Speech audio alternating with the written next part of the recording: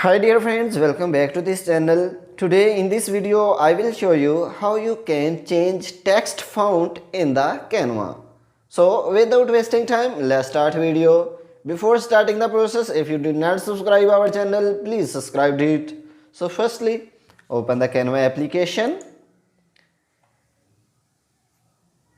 and here select any template which you want to make. For example, I want to make YouTube thumbnail. That's why I will click on YouTube banner or YouTube thumbnail. So here I will select blank template.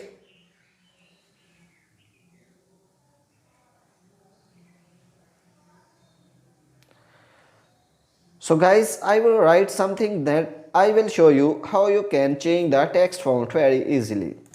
For example, I am writing how to change text font.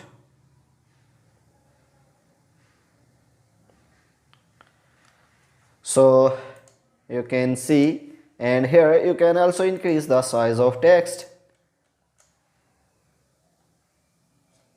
So if you want to change the text font, and you will see the options of font, so just click on it and here you will see different fonts. And for example, when I will select this fonts, and you can see this fonts is changed in the text.